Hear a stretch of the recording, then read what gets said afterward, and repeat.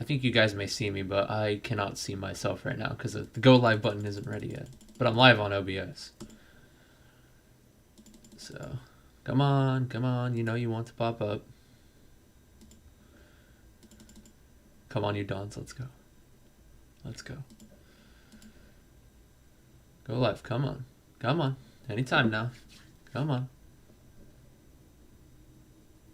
All right.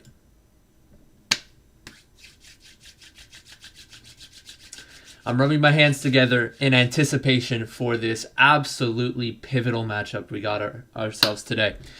AFC Wimbledon versus Rochdale.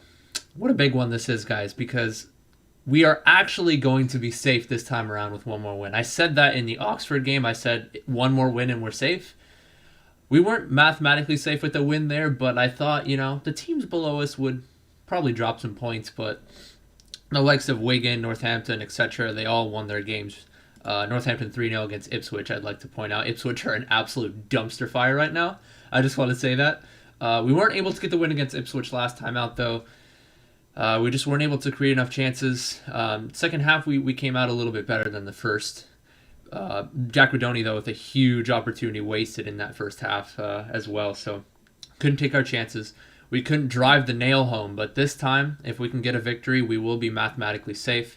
We do have a game in hand against Northampton, who we are already 5 points ahead. And if we can get this win, we'll be 8 points ahead with 2 games remaining. If we get a tie, we'll be 6 points ahead. So if they win 2 and we lose 2, it'll depend on goal difference. But a win here will secure our safety once again. Not necessarily a great escape because we weren't dead. I mean, actually, we were dead bottom of the league at one point, but we weren't there for too long, I don't think.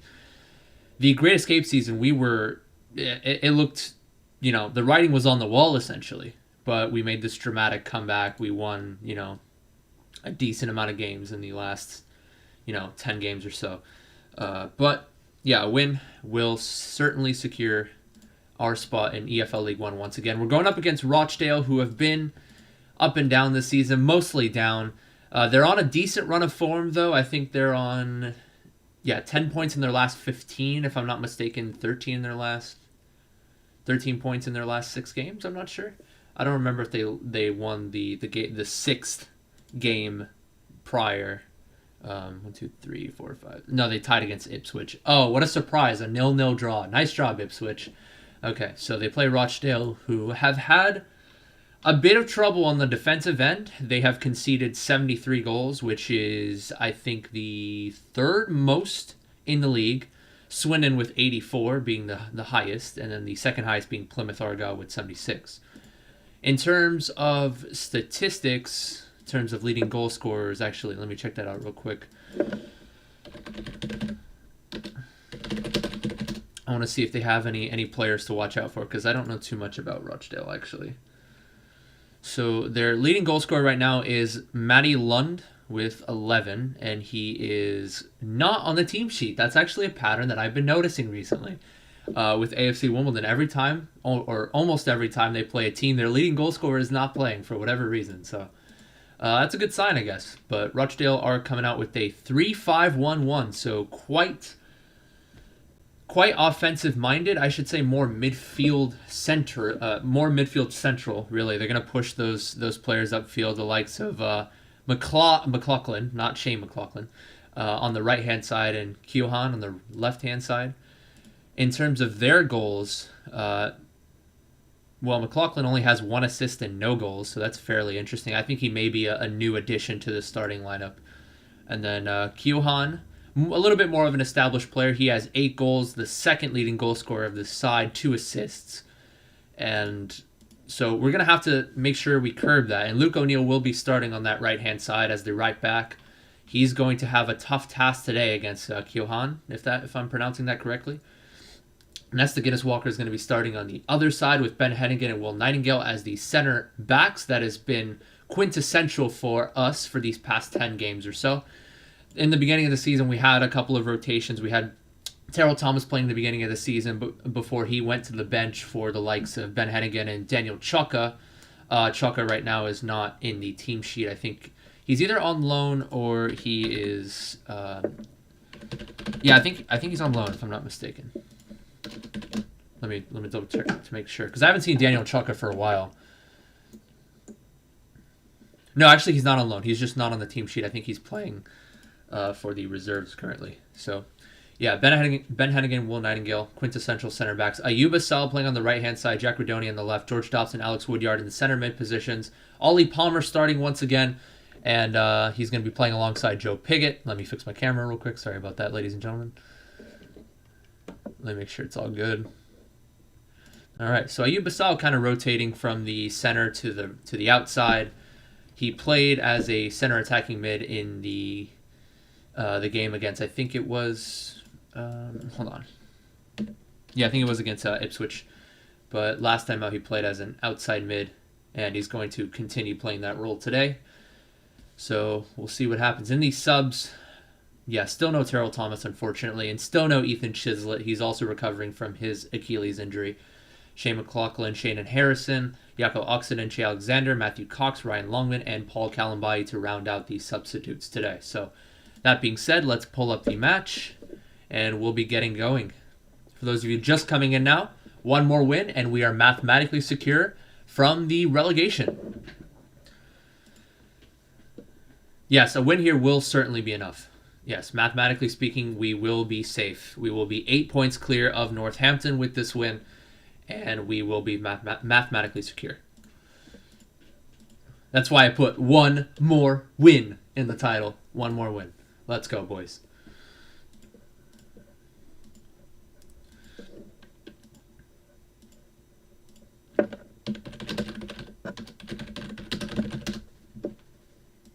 And if the Dons do draw against Rochdale today, then a Northampton loss will not secure their place, but in the case that Northampton win their last two and Wimbledon lose their last two, they're going to be tied in points, but Wimbledon right now have a better goal difference by single digits, I think. Let me confirm that. Yeah, 9 goals ahead in the goal difference. So as long as AFC Wimbledon don't completely capitulate, I think they should be fine. So I'll keep a hawk eye on that Northampton game,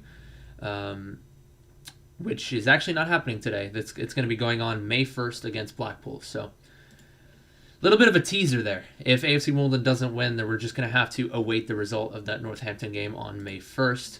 And then Wimbledon's next game will also be on May 1st against Portsmouth, which will be a tough task. If they don't get it done today against Rochdale, then Portsmouth and Lincoln will be lying in the wings. So hopefully we can seal the deal today instead of having to wait for those results. That being said, the whistle is blown. Everyone taking a knee. Moment of silence, as racism will not be tolerated in this league or in general. Here we go, ladies and gentlemen. AFC Wimbledon versus Rochdale. We are underway. And for those of you that are new to my channel, what I do is I watch games on iFollow. It's a subscription service. If you live in the United States, you have to pay a little over $20 a month, or $250-ish, which will equate to maybe 210 pounds. But unfortunately, they don't have that yearly subscription service in the UK. You do have to pay per month. You'd think that if you lived in the domestic country in which the team is located, you would have that yearly subscription service. But I digress a little bit. So I paid for the yearly subscription service, and I'm gonna be showing some GIFs. I have a thing called Giazzo. I can snip some little clips for you guys in case I find anything interesting. So that being said, let's get right into the fixture.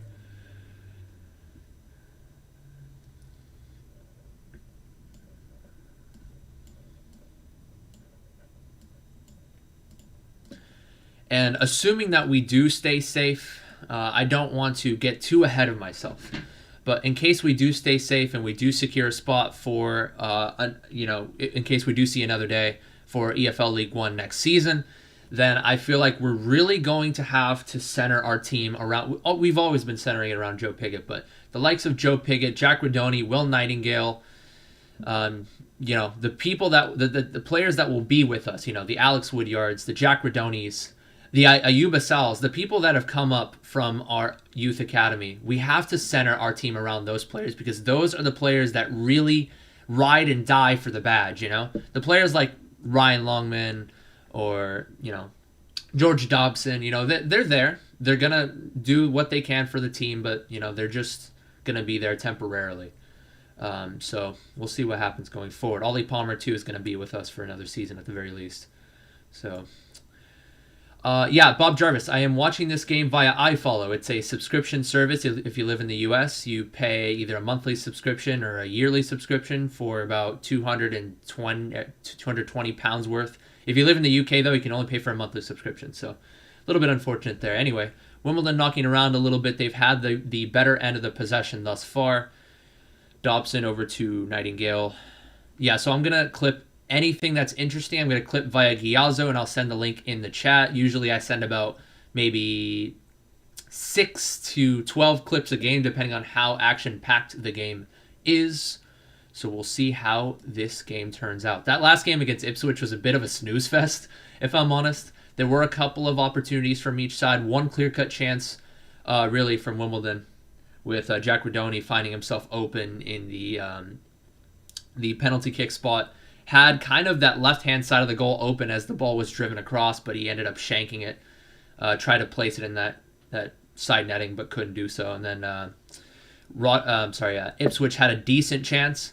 It was low and hard into Nick Zanev's right-hand side. He was able to beat it away. But other than that, really, the game was kind of lackluster. So we'll see how this one turns out. Rochdale, you know, third most goals conceded. And AFC Wimbledon, with their attacking prowess that they've been showing lately, Rochdale, kind of sketchy. They've been playing around the back. AFC Wimbledon playing that high press. Very nicely done from Wimbledon, forcing a corner kick as the left back from Rochdale tried to play it back to his goalkeeper around the goal line. And, you know, ran out of room. I will Giazzo that one. Nice press there from Joe Piggott to force the error. That was fairly sketchy if you're a Rochdale fan right there. So here we go. Corner kick coming in for Jack Rodoni. He's going to be putting it in. Decent ball in. Ollie Palmer tries to get his head on it, but unfortunately wasn't able to catch it. Goes just to the side of the frame there. It's going to be a goal kick for Rochdale. There's a good corner kick there by Jack Rodoni. Right at the top of the 6-yard box, and that was actually Will Nightingale on the header there. I just saw the end of that chance as I was going back live after capturing the Giazzo of what just occurred. Yeah, Will Nightingale is always going to be looking to get on the end of those headers. He's been the main target for us lately in these set pieces. He has the goal against Ipswich off the corner kick from Luke O'Neill. Very good delivery on that one, by the way, from O'Neill. And then the free kick goal against Swindon Town. Very poor marking from Swindon, but nonetheless a very solid header from about 14, 15 yards out there from Will Nightingale. Rochdale knocking around a little bit, though. It's a nice through ball to the left-hand side, defended by O'Neill, as there was a little bit of a through ball played past O'Neill, but he was deemed to be offside.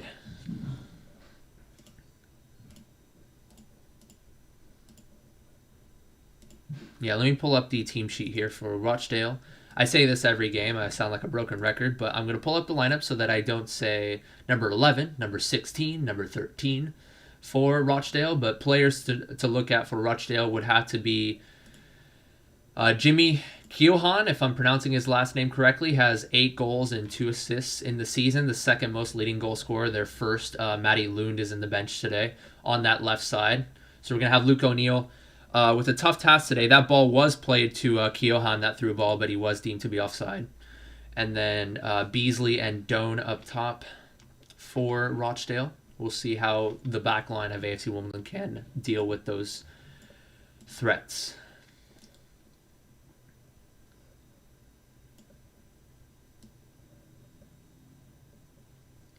Thank you, Coda. I appreciate the kind words. Coda Tonisol is my friend in real life. She doesn't really know that much about football, but she comes, she supports, and yeah, be nice to her. If you don't, then there's this inside joke I have. I made this joke on a live stream once when I was playing a video game. Be kind to her, because if you don't, I will slash you or something like that. I forget what I said, and It was a tsundere moment. If for those of you that are anime nerds out there, tsundere is basically a term for a character in an anime who is very shy, but also will not be afraid to express their if they get shy or whatever. If somebody makes a joke, they'll be like, no. Sorry, it's crazy. Anyway, that being said, no, yandere. I apologize, yandere. Yandere is a different term. Yandere is a person who will essentially, kill they will kill for their lover. But anyway, I digress a little bit on anime terms there. Anyway, that being said,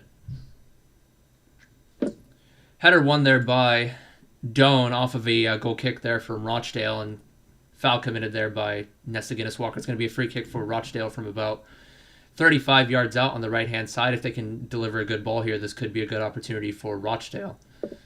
My voice is cracked already like 5 times. I need to drink water. I haven't hit puberty, apparently.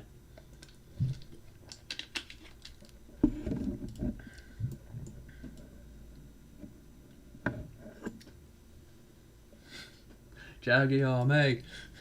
I will admit that, I know a decent bit of football, but I'm not really the best analyst. But I'm glad you guys like my analyses nonetheless. I'm glad you guys like my live reactions. I will continue to do so long as you enjoy them, and I will try to improve the quality of my commentary as best as I can. And I will do a little bit more research on the teams next season. I've noticed that this season when I've done my live streams, I'm like, oh, I know a lot about Wimbledon, but I don't really know that much about this side. Let me look at their leading goal scorers. But yeah, so next season I'll try to be a little bit more knowledgeable, in the know about the teams that are in the league, and maybe provide a little bit more accurate analysis of the other team. That being said, though, long ball played by Zanev. Joe Piggott on the hold up. Throw in here for AFC Wimbledon.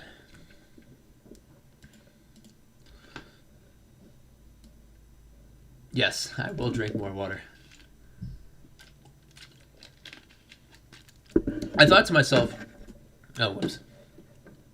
to keep yourself fully hydrated, you have to drink 8 bottles of water a day. And I'm like, what kind of sane person does that?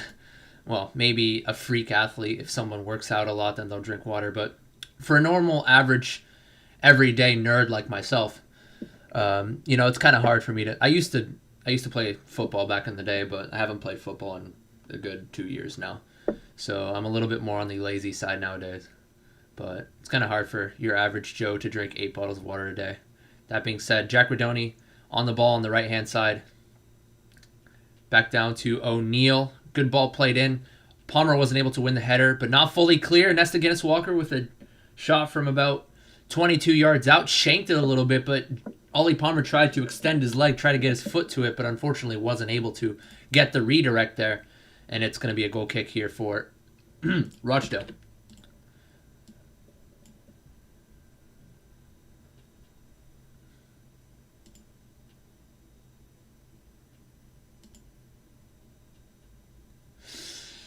I thought Ollie Palmer maybe could have done a little bit of a better job there to try to get that redirect. I think he tried to get a slight deflection.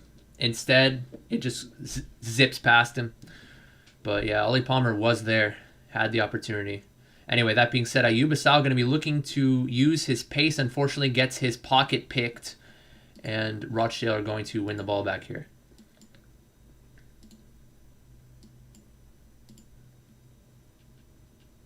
Nice header there, won by George Dobson after the clearance from the goalkeeper there. Ayub Assal committing the foul, unfortunately.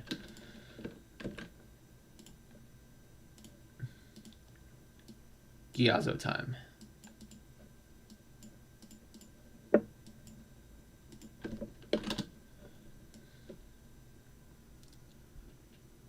In a few seasons, you will know the opposition: Man United, Arsenal, Chelsea. Hopefully. I mean, I'm fairly confident in the Dons. I was confident earlier this season. If you go all the way back to my live streams against MK Dons, against Gillingham, I actually looked back at a few of those live streams just to see how far I've come. And in the match against Gillingham, I said at one point, when we were down 2-1, I said, this is a tough loss for Wimbledon because I see them potentially contesting for that top 6 if they can just work on their defense a little bit more.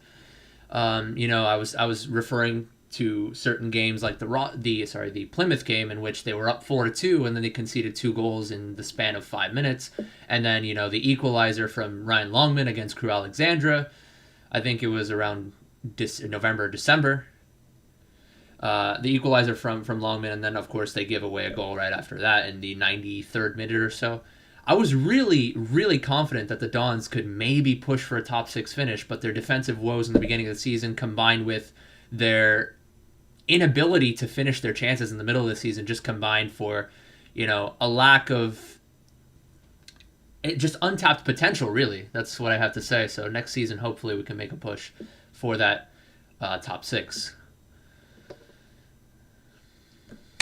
Welcome to the stream from Budapest, Hungary.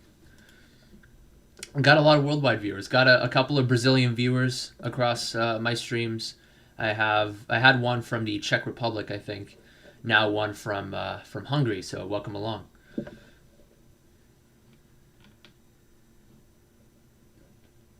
Rochdale have won a free kick here though on the left-hand side from about 30 yards out.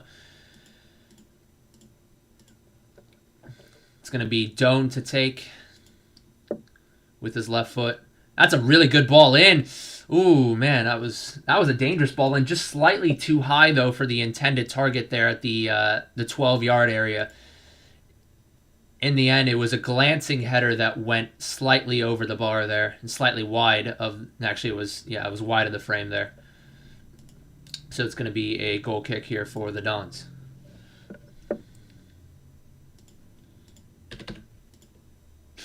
I like how... Hold on, 1 second. Let me get the Giazzo there, just so that I'm not too biased. I don't want to show all clips of AFC Wimbledon. I want to make sure I'm as impartial as possible. Let me get the Giazzo here. That was a really good ball whipped in, and I was trying to see who that was on the header. Didn't catch the number.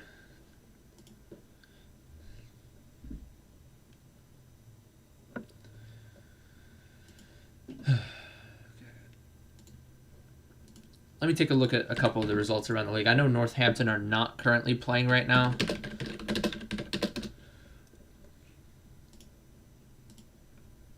Yeah, Rochdale and Wimbledon, that's the only real relegation battle currently going on right now. Yeah, so there's the opportunity there from Rochdale. I like how I said, it went slightly over the bar. No, it went wide of the frame. But nonetheless, though, that was a good opportunity there from Rochdale. And it looks to me like the ref got in the way as George Dobson was trying to play the ball over to the right-hand side. And the ref got in the way, so the ref's just going to blow the whistle, give the ball back to the Dons.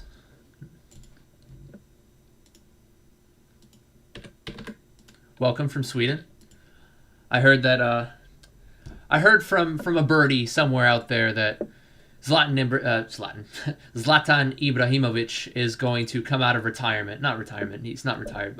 International retirement. He's going to play one more time for Sweden for these coming Euros. And he said something along the lines of, "Oh, the god has returned." In typical Zlatan fashion, he makes a tweet like that. I mean, at this point, you're already used to it.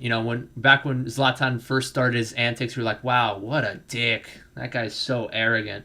But nowadays, you're just used to it. And at this point, it's kind of funny.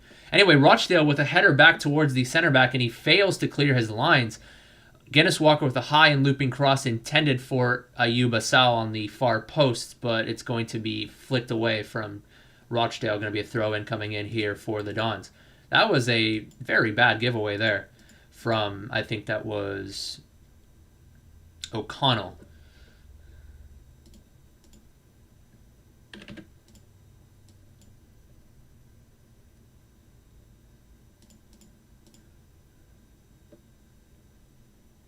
It's going to be thrown for Rochdale now, unfortunately.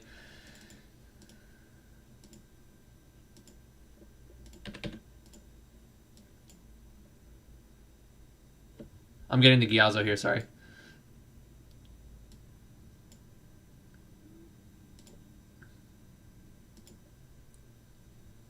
Okay. Yeah, so nothing came of that opportunity, unfortunately. It was at first it kind of got my hopes up a little bit. But anyway, another giveaway here from Rochdale. Rayuba Salam, the right-hand side, plays a nice little through ball to Joe Pigott. Unfortunately, it was defended nicely by McNulty. And you got a poke, actually, that bounced off of Pigott, so it's going to be a throw-in here for Rochdale. Nicely defended there by the Rochdale center back, to the detriment of Joe Pigott.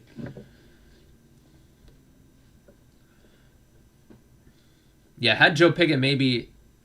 Yeah, Joe Pigott wasn't able to get around him. Unfortunately, the through ball intended for Pigott, McNutty was able to... That's a funny name. McNutty was able to get behind Joe Pigott and get a little flick off. That being said, though, Joe Pigott once again with the ball received. This time he draws the foul, so nicely done there from Joe Pigott as he was holding the ball up once again, this time successfully drawing the foul there. So it's going to be a free kick for Jack Redoni to take on that right-hand side. Luke O'Neill is also standing over the ball. I know those two are very good with their deliveries, especially Luke O'Neill as of late. So I expect O'Neill to take this one. It's going to be an outswinger. You could also say Jack Redoni could take this one, but AFC Wimbledon have been successful with their outswinging outswinging free kicks, going back to the goal from Will Nightingale against Swindon. Outswinging kick coming in from Luke O'Neill. Nobody able to get on there. Nobody able to get the header on that one, so it's going to be a throw-in for Rochdale, unfortunately. Chance slightly wasted. I say slightly because it was a good ball in. Just nobody was able to get their head on that.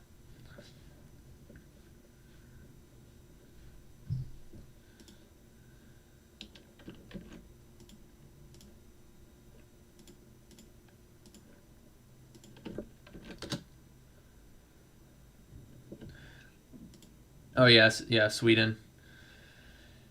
Sweden without Zlatan Ibrahimovic, yeah. They played okay. They had that rough loss though against Germany, I think. Yeah, it was that last minute goal from Toni Kroos in the 95th minute, I think it was. The last minute of the game, that free kick that was a cross actually. It intended to be a cross, but then it just somehow trickled into that top corner. Yeah. And then Sweden, I think they lost to... It might have been Switzerland, yeah. They lost to Switzerland, I'm pretty sure. In the knockout stages. And then Switzerland lost to... I forget, yeah.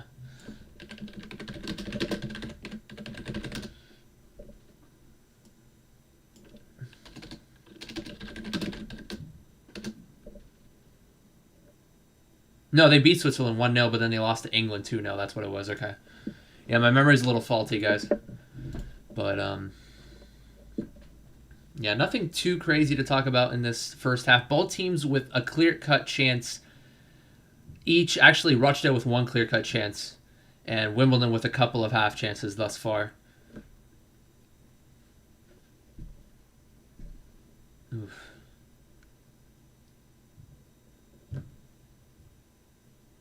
Yeah, Rochdale's only chance coming off of a very nicely whipped-in free kick.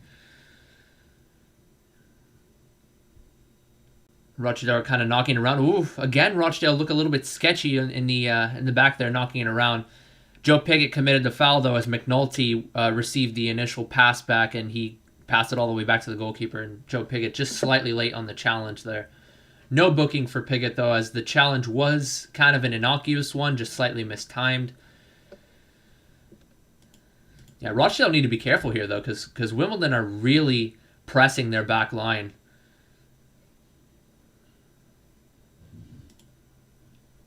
Yeah. Joe Pigott just stuck his left leg out to try to cut off the pass, and then with his trail leg, the right foot kind of followed through. And I think the knee might have caught him there. Anyway, nice header there, won by Ben Hennigan off of the goal kick, or free kick from about the goal, the 6-yard area. Long ball played over to Pigott. McNulty clears, but not fully away. It's going to be a throw in here for AFC Wimbledon. And for those of you coming in, all AFC Wimbledon need are a win here, and they are mathematically secure from relegation. Big match here. We got ourselves in our hands.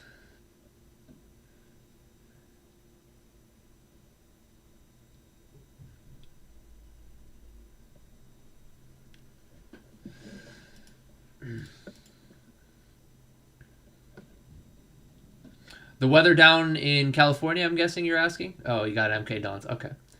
I'll welcome everybody. I'm not going to kick you out because you are a fan of the MK Dons. But yeah, the weather down here is fairly nice. It's kind of cloudy. I can't see out my window. I don't know why I looked there, but it's fairly cloudy. About 70-ish degrees out here. It's starting. Summer weather is about to come up pretty soon. So Southern California weather is not too hot though. It doesn't get too humid. It's just right over here. Jack Rodoni making a little bit of a run down that left-hand side. Instead, that's a really nice ball from Joe Pickett over to Ayuba Sal. The header from about 8 yards out is just slightly too high. Oh. Damn, that's a very nice opportunity there from Ayuba Sal. Ayuba Sal not used to being on the end of a cross there, as he is not the tallest of individuals, but he had a free header as the ball was whipped in with a lot of curl, a lot of bend, and Ayuba Sal, he likes to make those outside or off the ball runs, and he makes a really nicely timed run there. Joe Pickett with a decent ball, maybe slightly behind Asal there, so if the ball had been a little bit more ahead of Asal, he would have been able to nod it forward rather than having to flick his head on. Nonetheless, though, it was a good opportunity for the Dons to capitalize.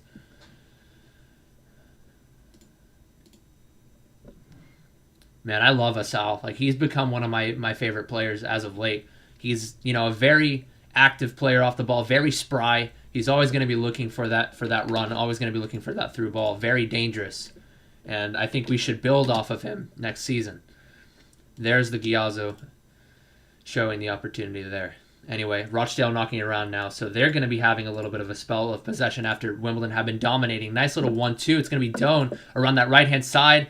Cross was deflected, though. Nicely defended there by George Dobson to get behind that cross. It's going to be cleared away by Nesta Guinness-Walker for a throw-in for Rochdale here.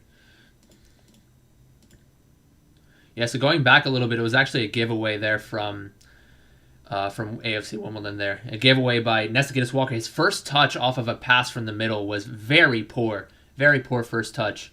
And it was McLaughlin that played a through ball into Doan. So now Rochdale are going to find themselves...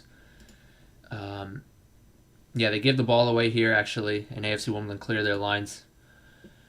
Anyway, how I've gotten into AFC Wimbledon. So, long story short, I'm going to try to make this as concise as possible.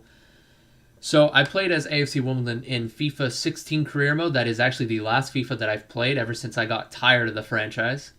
I feel like the quality of FIFA has really gone downhill. But FIFA 16 career mode, I played as them because they were the lowest ranked team, or English team in the game. I wanted to bring them all the way up to the Premier League. And I decided to follow them, because why not? And I'm like, how are they doing? And then, once I started following them, once I started watching watching the highlights of their games a little bit, that being said, I will hold that thought. So a little bit of a knocking of play there. Nesta Guinness-Walker gets a little bit of a chip pass over to the inside of the box to Jack Rodoni, and then Jack Rodoni plays it back over to Nesta Guinness-Walker. So nice little 1-2 played by the both of them. And the cross was played low and hard down the 6-yard box, and nobody was able to get on the end of that one. Ollie Palmer was waiting for that, couldn't get his foot to that ball. Had he gotten any redirect, that would have been a surefire goal for AFC Wimbledon. But it's going to be a corner kick here for Wimbledon as the following cross was blocked, and Rodoni takes a corner kick to the near post, flicked by Ben Hennigan, but it wasn't steered towards goal. The ball wasn't played high and far enough towards that center of the frame, unfortunately. Yeah, Hennigan tried to get a little flick onto goal, but it was just wide. Anyway, I will continue my story about AFC Wimbledon. So, I started following them, and that's when I found out about their history, how they became, they started off as a minnow club with a small team, small ground in Plough Lane. They worked their way up. They had a run in the FA Cup in the 70s. They won the FA Cup against Liverpool.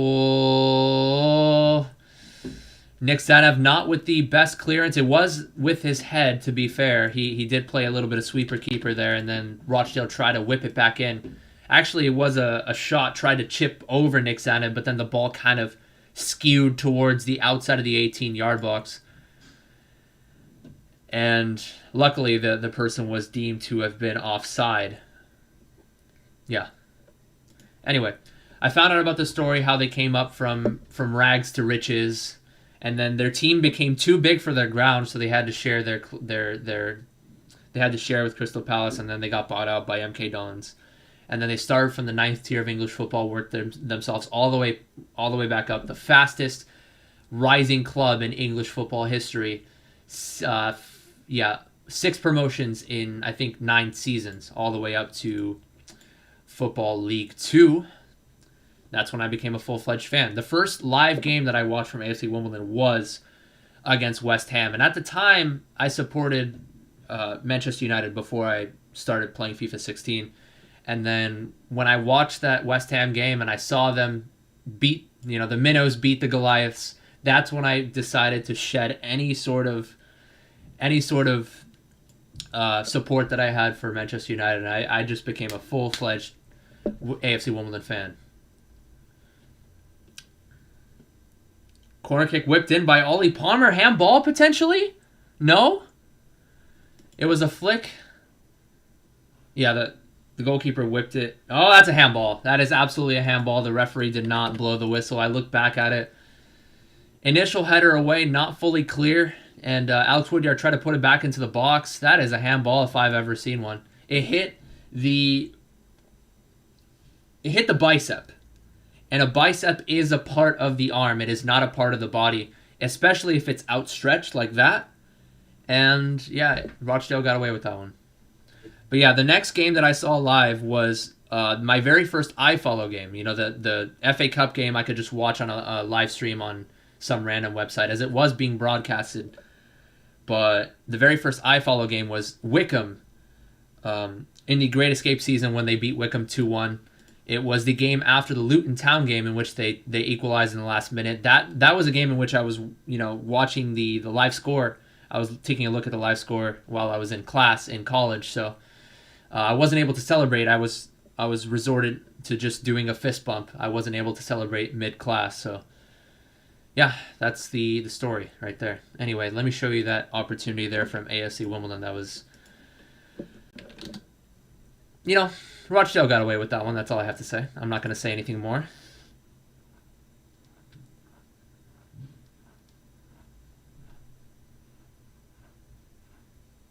Nice header there, won by Alex Woodyard in the midfield.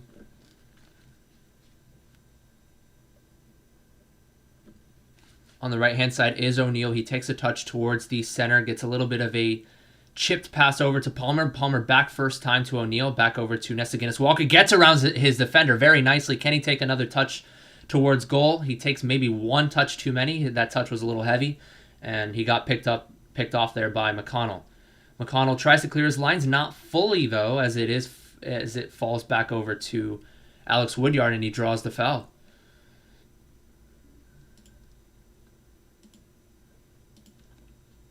This is a monumental game for AFC Wimbledon. I know. The referee was right there. He had a clear view of that. Well, maybe not a clear view. He was kind of behind the play. Maybe he had a view. He had a straight view from the side of the player rather than in front or behind. So he probably didn't see that the ball hit his bicep because he had a very straight-on view to the side of his body there. But anyway, free kick coming in here. The knockdown was won by the Dons, but it goes all the way to the left-hand side. Rodoni plays the ball in. Nobody was able to get his head on that. Ben Hennigan was looking to win that, but unfortunately doesn't. Ben Hennigan wins it back, though. Trying to track back defensively, gets a little bit of a poke. Hennigan will find himself on the ball, tries to whip it back in. Not the best delivery there. Header away, but not fully clear. Alex Woodyard will find himself in the top of the 18, plays it over to the right-hand side to Joe Piggott, who likes to hook out wide every now and again. Joe Piggott's going to take his man 1v1, number 13 for Rochdale. Tries to deliver the cross, and it's going to be deflected straight up in the air, but it's going to go out for a corner kick. It was defended by Keohan, actually, the leading goal scorer for Rochdale. That's, well, second leading goal scorer, but the leading goal scorer of the starters currently, with 8 throughout the season. Joe Piggott's not usually one to take his man on 1v1. He's usually one to dish that final pass or maybe take a touch towards goal and shoot it. He's more of a finisher. He's more of a poacher rather than a dribbler, a 1v1 threat. But, yeah, that being said, though, the corner kick was taken by the Dons, and Joe Pigott actually was trying to get on the end of that, but unfortunately gets underneath the ball, and it's going to go out for a goal kick. Yeah, it gets way underneath the ball, actually. Tried to go for a diving header, but way over the bar, kind of soars over the bar there. Good effort there by Joe Pigott, though.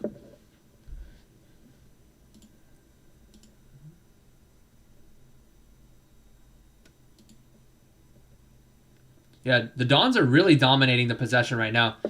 Jack Redoni going to find himself long shot opportunity there after a header initially won there by Alex Woodyard.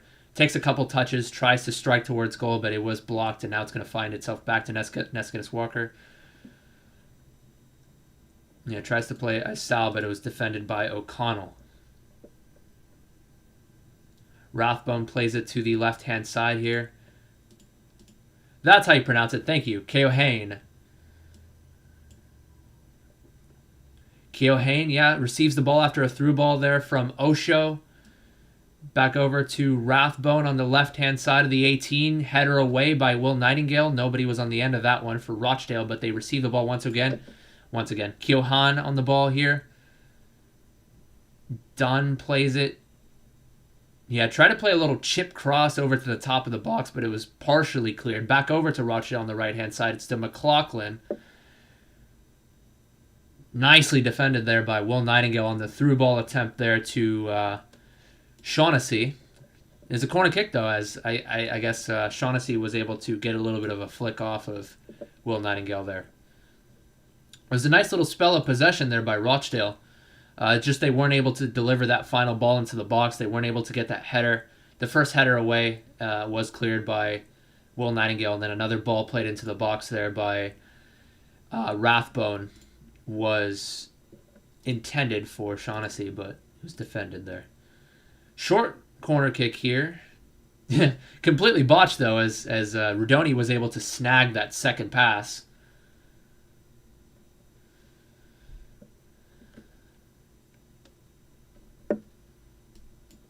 Not to be confused with Shane McLaughlin there, by the way. It's going to be Ryan McLaughlin as the right mid here for Rochdale.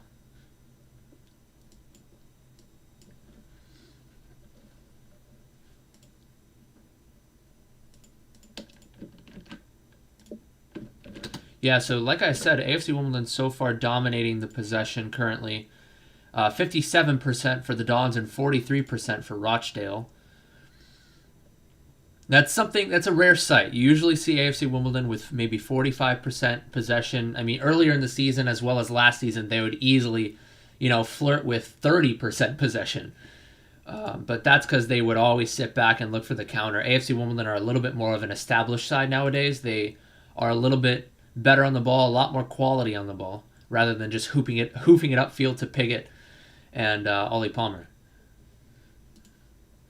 But neither team have a shot on target. They both have, AFC Wimbledon have 6 shots, 2 for Rochdale, none on target. So the quality of the finish is not there for both sides as of yet, but still it's a entertaining fixture thus far. Ooh. Rochdale played forward. Matty Dunn takes a couple of touches towards the center of the goal. Nicely defended by Ayuba Sal. But it finds its way back over to the left-hand side. And a ball from number 13 there. Keohane, the leading goal scorer of this starting lineup right now with 8. Tries to curl it into that far corner. Initially, it was a good play there by Dunn to take a couple touches towards goal. And it was a sliding challenge there from Will Nightingale, actually. And then it found its way back over to Keohane. Tries to curl it to the far corner, but wasn't able to find anything there. Yeah, initially I said it was Ayuba Sal on the tackle, but him and Nightingale were side by side, so it's kind of hard to read.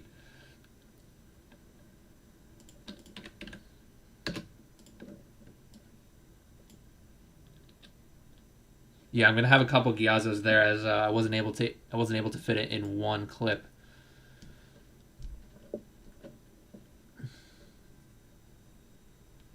Yeah, Rochdale had these little spurts of momentum. We can't count them out, of course, because they have 10 points in their last 15 possible points, 10 points out of their last 5 games. And they have these little moments, Rochdale. They're not able to capitalize on them thus far.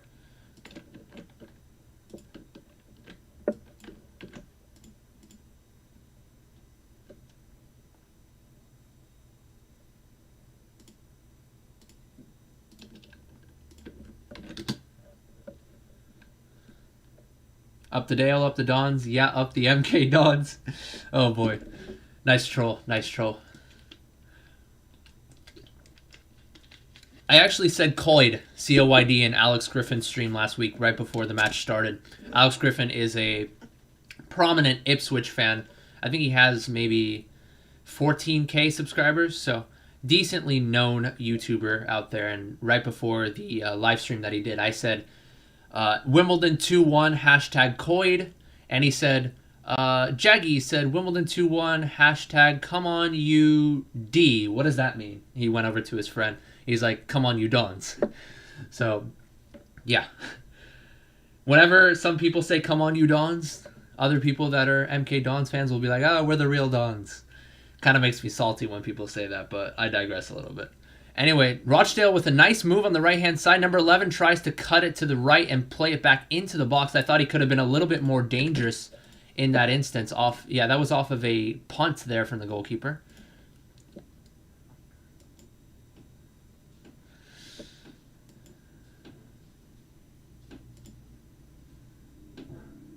Yeah, Beasley, he initially beat Will Nightingale cutting it to his left, but then instead of taking a shot with his weak foot, he cut it back to his right side. I feel like the play there was to try to take that shot on, but I'm not complaining there. It's going to be a throw-in for Rochdale. Playing it around a little bit. Now it's done. Back over to McConnell, gets a cross into the box. Headed away there by Luke O'Neill. Not fully away. Both teams winning a couple of headers, and now it's back over to Grant. Kahane back to Grant on that left-hand side, defended by Alex Woodyard, but instead it goes to Dunn to the center. Dunn tries to get a shot off. It was low and hard, but it was deflected.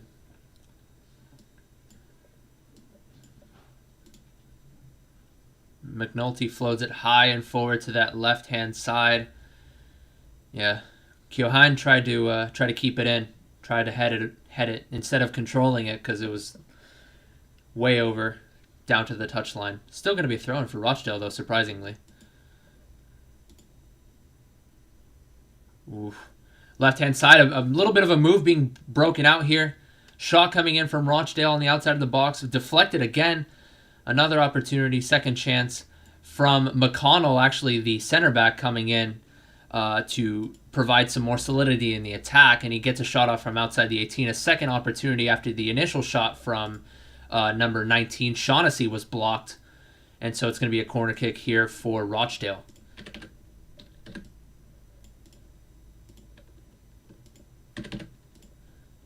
So let me get a Giazzo here. I will be a little bit behind after this clip. It was nicely worked there by Rochdale. Rochdale are finding little spells of possession.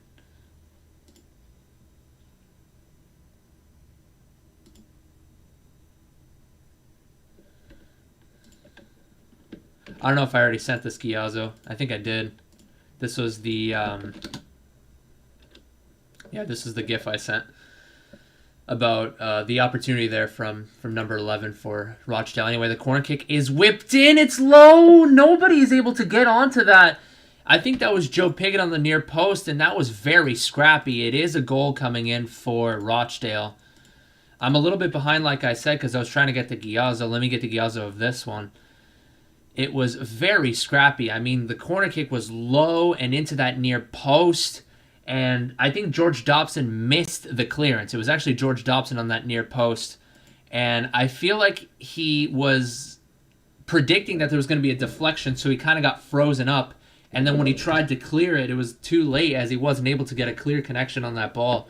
And the ball just kind of fizzed in towards that top of the 6 and an easy poke, easy slot.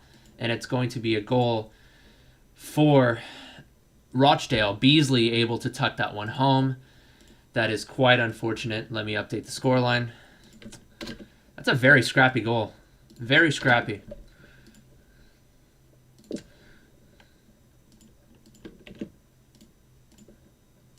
It's unfortunate. Yeah, Alex Griffin down in the dumps. Ipswich have been awful. Yeah, I know. The first Alex Griffin video that I watched was the reaction video he made to the AFC Wimbledon 3-0 victory. And now Rochdale again playing it again with Dunn on the left-hand side here. Nicely defended by Nightingale to force him back. But Rathbone here. Back to McConnell. Gets it over. Ryan McLaughlin gets a ball into the box. Nice header away by Ben Hennigan. Had he not gotten that flick header away, that would have been another opportunity for Rochdale.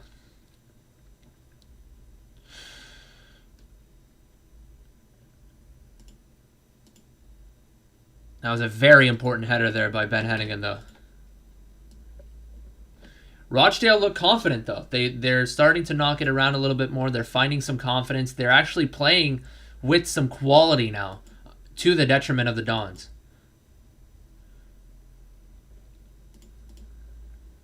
Another through ball intended for Dunn on that left side. He's been constantly finding that outside off the ball run, and he's been very dangerous for Rochdale thus far.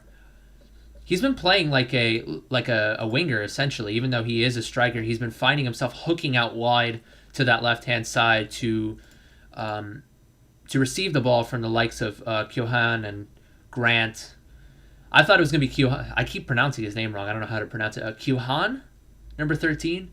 I thought he was going to be the one making those runs on the outside and being dangerous, but he's been the one who's been feeding who's been feeding Dunn on that left side, and it's looking very dangerous right now for AFC Wimbledon. Guinness Walker tries to make his way down to the left, forced it back to Dobson. The quality is not there for AFC Wimbledon right now. Tries to play Ollie Palmer, but to be fair, oh no, Ben Hennigan does not win the header off of a clearance there. Dunn is going to find himself back over to the center.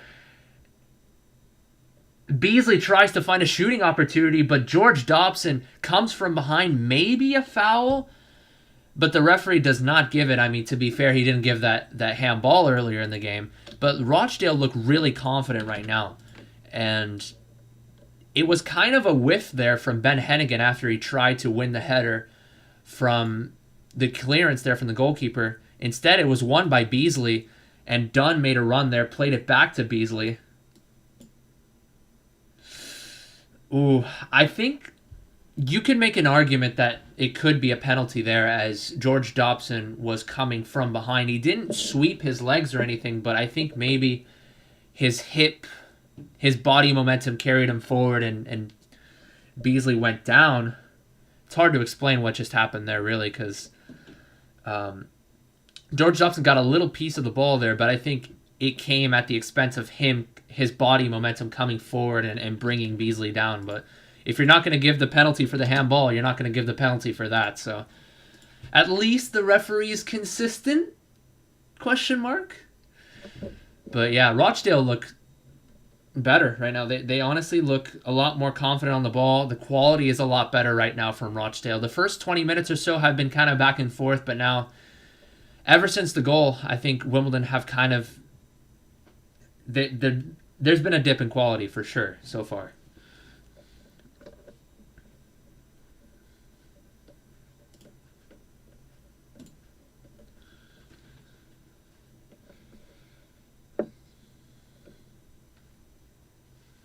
They're also having a little bit of a hard time with the off-the-ball play from Rochdale. The runs from the likes of Dunn and Kyohan, they're getting beat a little too easily. Anyway, Ben Hennigan trying to win a header placed to the top of the 18-yard box. Unfortunately, it was cleared away, and that's going to be halftime here. The whistle is blown, and I'm a little disappointed. I mean, the game was fairly even, but then after the goal, of course, AFC Wimbledon were kind of playing a little bit sloppy, and also defensively, they've been kind of losing their marks not able to track back defensively, not able to track the runs being made by Rochdale. And aside from the opportunity tucked home by Beasley, it was a gift of a goal, really, as George Dobson missed the clearance. Rochdale are not able to find that final ball once they do play the penultimate ball, maybe like the ball played towards the 18-yard box. That final ball is not able to be found. As Ben Hennigan is able to win headers, Will Nightingale is able to win headers. So in the air, AFC Wimbledon are able to win those, but on the ground, they've been getting beat quite a bit. Some 1-2s played around them, some through balls played, and it's a bit of a concern going into the second half. So I think if you are Mark Robinson, I think you should maybe put Che Alexander in, but I mean, he's the only defender we have right now in the substitutes. So if you're going to put Che Alexander in, Luke O'Neill has been okay on the offensive front. On the defensive end, kind of lost his man every now and again. So I'd say maybe Che Alexander for Luke O'Neill. And then possibly on the offensive end, maybe towards the 60th, 65th minute, maybe bring on Ryan Longman for Ollie Palmer. Ollie Palmer has been kind of a no-show this half so far. Not able to get on the end of a couple of opportunities, like a ball whipped in from Jack Radoni, for example, not able to get on the end of it. Thought he could have been a little bit more proactive to try to get his foot on that ball, the one in the 15th minute or so. I don't know if you guys remember that chance, but it's somewhere in the chat for the Gyazos. And then a shot from Nessa Guinness-Walker, I thought maybe Ollie Palmer could have tried to redirect it, but instead he tried to get a tiny little redirect. Instead doesn't even get any connection on the ball at all. So I don't want to knock Ollie Palmer too much, but so far he hasn't really been that dangerous of a player thus far. So we'll see what happens going into the second half. I'm going to be taking a little bit of a break, maybe get a little snack, so stay tuned. I will be right back with you guys. Wait, let me see if there's anything else I can comment on. Okay, I'll be back.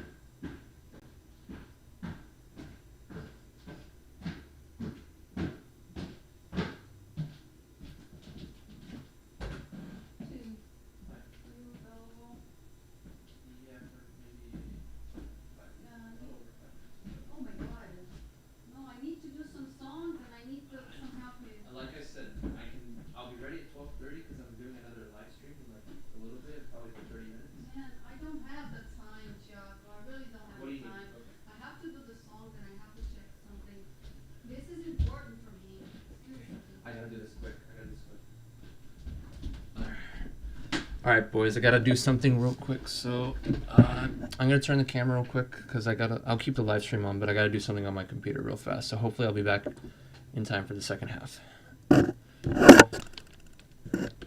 I'll be back, boys.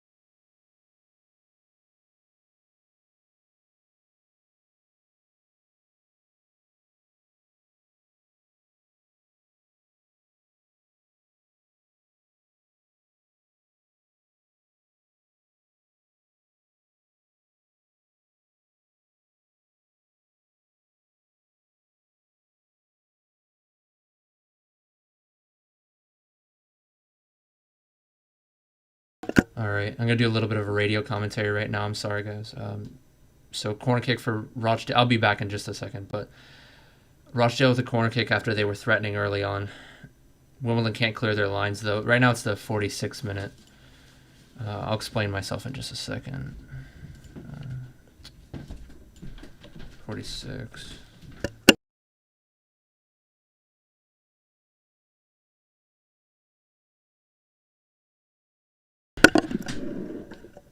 Okay. All right, I'm back, boys. All right, a little bit late there. I was trying to help my mom out with something. She's not the most tech-savvy person, so yeah, I don't mind helping her, but it's just very, very poor timing. Okay, so Piggott on the left-hand side here. Okay, so I got the timer down. So we got Luke O'Neill on the right-hand side here with Ayuba Sal on the overlap. Woodyard and Dobson knocking around. Back over to O'Neill on the right-hand side. He's going to take his man on 1v1. He's going to take McConnell on 1v1. Instead, takes the... Oh, he tries to put the cross in, but it was a cross shot, and it hit the top of the crossbar and went out for a throw into Rochdale. The reason why I say it's a cross shot is because it was a cross. It was intended to be a cross, but then it whipped towards the frame of the goal. And yeah, AFC Wimbledon knocking around a little bit more confident, a little bit more quality on the ball here. It was a nice, hard driven ball towards Luke O'Neill with some conviction put on that pass, and Luke O'Neill hitting the top of the crossbar to start off this second half here for AFC Wimbledon. And that's what you need. You need to have some conviction in your possession. Don't try to force the passes. And Wimbledon, they tried to force a couple of passes. Also, they gave it away in the last 15 minutes or so. They just kept giving the ball away in that midfield. Ayuba Sal, even though he's not the most physical player in the world, he's trying to hound that ball back. Unfortunately, commits the foul. It's going to be a free kick here for Rochdale around 35 yards out.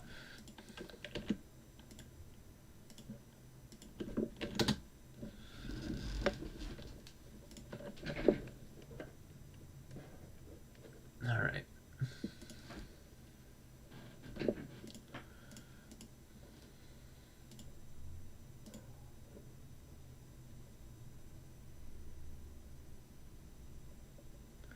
Yeah, Rochdale looking for a second. Ooh, that's a really good free kick, whipped really high, and Zanev was coming out initially, but that ball was high and looping all the way to that back post. And when I say back post, I mean back post. It was intended for Shaughnessy, and Shaughnessy tried to play it back into the box, but instead wasn't able to wrap his foot fully around that, as that cross was really was whipped in, maybe a little bit too far away for Shaughnessy to put it back into the center. And actually, I think he tried to put it towards goal on second glance, but instead it's going to be high and wide for a goal kick for the Dons. I gotta say the delivery has been there for Rochdale as well, though. So on the set pieces, they're going to be pretty dangerous.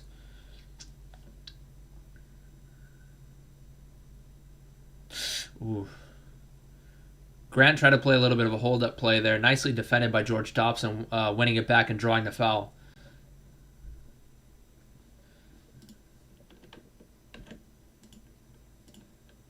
O'Neill plays it high and forward to Ollie Palmer. Tries to knock it to Piggott. It's cleared away for a throw-in. And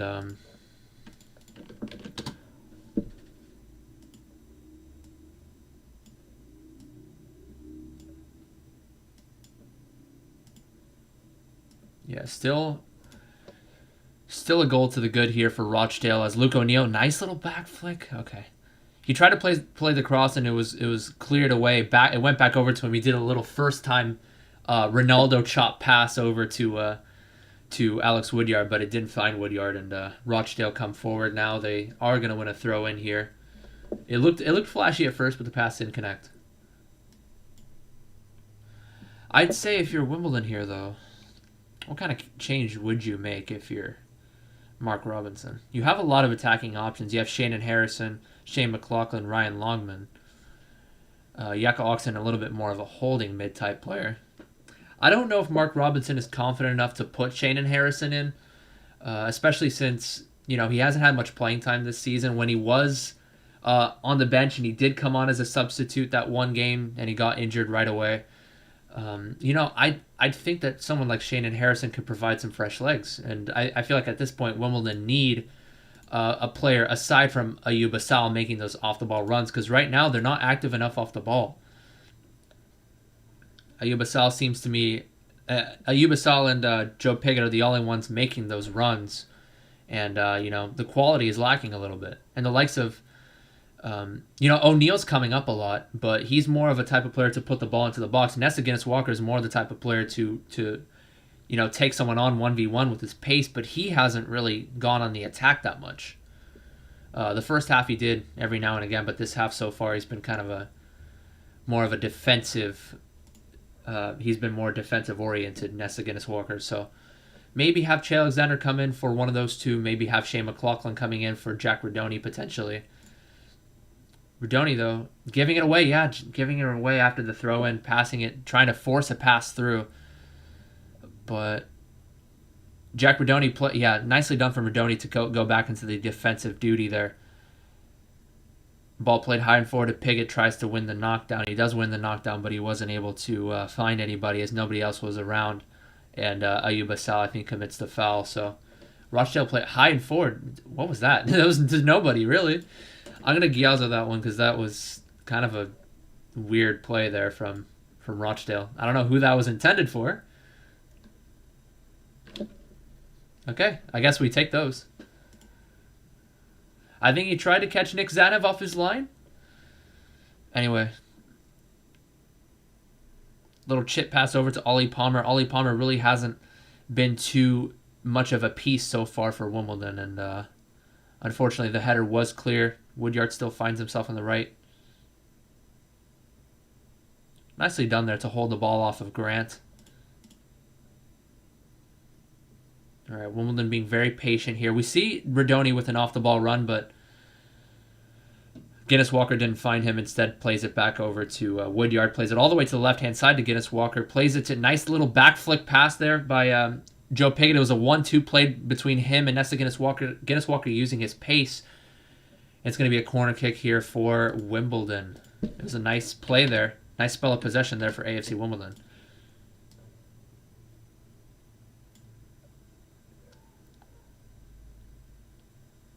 Yeah, Nessa Guinness Walker trying to use his pace there. It's going to be a corner kick here for Luke O'Neill. Nice to see that Nessa Guinness Walker, he did go down initially because I think upon the sliding challenge to put it out for a corner kick, he might have gotten caught on the ankle or something, so he kind of went down initially. But nice to see he's back up and running. Corner kick whipped into the box. Appeals by Joe Pigott. I'm not sure what the appeal was for. I think it might have been for a slight tug of the not tug of the shirt, but a slight push maybe on Will Nightingale, who's trying to get on the end of that. But nothing doing there, says the referee.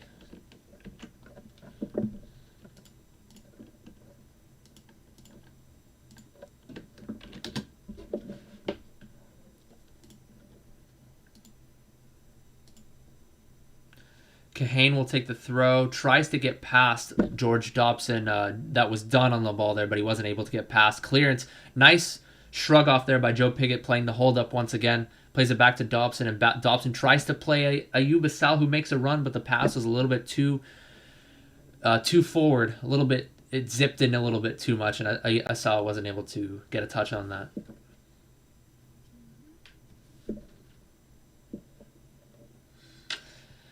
Yeah, I mean, usually when AFC Wimbledon are not playing to their potential, I usually have an answer. I'm like, okay, do this. Play Ollie Palmer. Play a little bit more direct. Okay, put, Ryan Longman in for fresh legs. But I'm having a tough time trying to conceive a potential plan to counter Rochdale right now. Because Wimbledon, McLaughlin tries, or not Shane McLaughlin, Ryan McLaughlin on the right-hand side, ends up beating Nessa Guinness Walker on the 1v1, puts in the cross, but the cross was not put with enough zip, not enough pace, and it was easily cleared away by Will Nightingale. But not fully clear. It's going to be a throw in here at the top of the 18. But I was going to say, Wimbledon, they're trying to mix it up. They're trying to play direct to Joe Pigott every now and again, but when that doesn't work, they try to knock it around a little bit. I feel like the quality of the final ball is not there. So I'm trying to think of what they could do, because it's not like they're playing one strategy, and that strategy, like, they're not constantly hoofing it upfield, but at the same time, they're not constantly trying to work their way around. It's a long throw from Rochdale, and it was an easy flick. Just as I was talking about that, Osho gets on the end of the header. It is a goal. Nobody picked up Osho. It's a free goal for Rochdale. I'm trying to think, who was marking Osho? To be fair, Osho just came in as the throw-in was being played in. And it looked to me like Nesta Guinness-Walker was caught ball watching in that instance. Yeah, Nesta Guinness-Walker, that's not what you want to see. Caught ball watching as Osho came in. If you look at the Gyazo that I'm about to post here.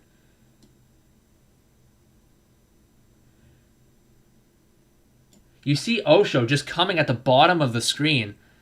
Free header. Nobody marking him. Absolutely no answer there for AFC Wimbledon defensively. And it's going to be 2-0. Oh boy. Oh boy. All right then. That's very poor if you're Nesta Guinness-Walker. Maybe Ayub Assal, because maybe Ayub Assal should have tracked back, even though he's not the tallest player in the world. He was the one that was at the top of the box. He saw Osho coming in, but he was pointing at his defense. He's like, oh, there's somebody coming in. Osho's coming in. But if you're Ayub Assal there, you got to be more vocal. I saw Assal pointing, but then he looked straight back over to the throw taker, and he was, you got to be more vocal there if you're Ayub Assal. And you also got to be a little bit more aware of your surroundings if you're Nesta Guinness-Walker in that case. Because Nesta Guinness-Walker was the closest one to that. And it's just a poor goal to concede all around.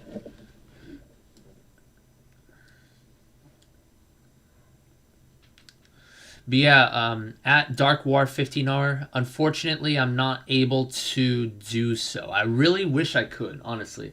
I wish I could, but the link to the game, you're not able to actually watch the game unless you have a iFollow subscription. If you were to actually go to the AFC Wimbledon website and you go to the Match Center, you're only able to see a live score and a live play-by-play. You're not actually able to see the live link. And I'm not able to show the game on here on this OBS stream, unfortunately, because I will get copyright striked and possibly get my channel taken down. Because, EFL's rules are fairly strict. So what I do is I show some clips, some little highlights of the game, anything that I think that's notable, and I try to explain other occurrences and other instances within the game as best as I possibly could. I try to give an accurate play-by-play. That being said, a short free kick from Rochdale played to Dunn on that right-hand side, defended by George Dobson very nicely as he was able to get a deflected cross there. He was able to get a deflection, but Wimbledon can't clear their lines. First it was Alex Woodyard failing the clearance, and then Nesta Guinness-Walker whiffing the clearance. Both of them whiffed the clearance, and now it's going to be Rochdale putting the ball back into the box. That time it was fully cleared away. I was going to say nice defending there from George Dobson, but then the likes of Woodyard and Nesta Guinness-Walker with poor defending in terms of clearing their lines.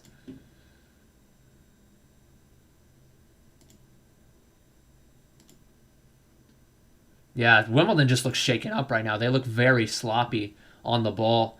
Well, maybe not on. They don't look sloppy on the ball, but every now and again, when they try to clear their lines defensively, or when they try to track back their marks, overall defensively, it's just been a very poor showing from AFC Wimbledon. Offensively, they create a chance every here and again. The first half, they had a couple opportunities. Nesta Guinness-Walker zipping in across low and hard down the 6-yard box, and Ollie Palmer wasn't able to get on the end of it. Another cross from Jack Rodoni with Ollie Palmer not getting on the end of it. Ollie Palmer has been a little bit disappointing in this game as well. That being said, Luke O'Neill tries to play a ball in.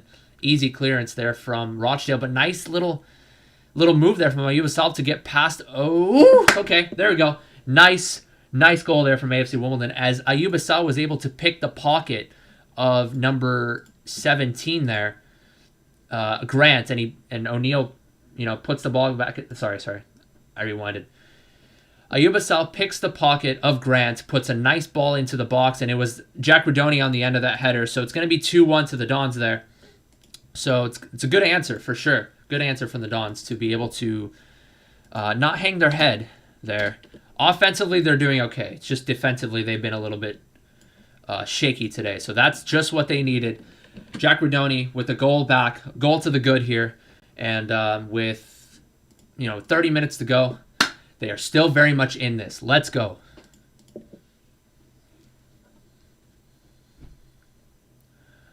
Ball played high and forward, intended for Baisley, but it was defended by Will Nightingale, able to track back and play back to Nick Zanev. Nick Zanev on the clearance there.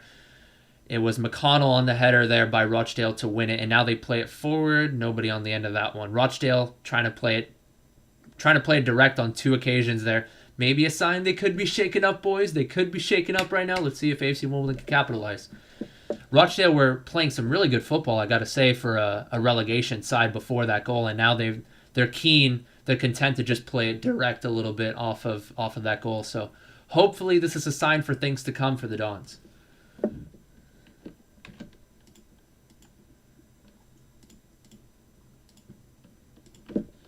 So that was the Giazzo. That's what I was talking about. I was talking about how AFC Wimbledon looked a little bit shaken up in the back there. But then they come out, something out of nothing. And is the Giazzo not loading? I guess it isn't.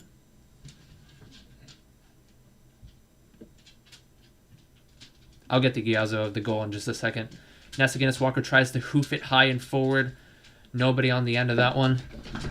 Rochdale give it away, though. Nessa Guinness-Walker wins it back once again. A little bit of one-touch football being played by Wimbledon. And now it's back over to Luke O'Neill on the right-hand side. Ayuba Sal making a run down the right. Instead, it's going to be played over to Joe Pickett at the top of the box. Instead, it was poked away by McConnell. I think that cross was intended for a Sal, but the ball actually went behind him as he overshot the run. And now Rochdale are playing it forward to number 17. It's going to be Grant looking for Beasley on that left-hand side. He's going to be defended by Ben Hennigan. Back over to Kahane on the top of the box. Double team by Nightingale and Woodyard. But it's back over to Dunn on that right-hand side. Plays a low cross, barely cleared away there. That was a good spell of possession there by Rochdale, but it was cleared away there on the last effort by Will Nightingale.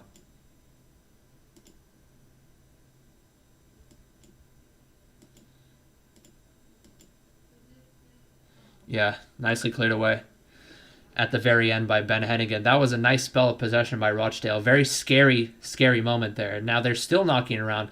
Nice 1-2 played by Rochdale, but it was nicely defended there by Will Nightingale. Yeah, it was a 1-2 played by Dunn and another individual with Dunn on the receiving end, but Will Nightingale was able to get his body into that one and shrug it off.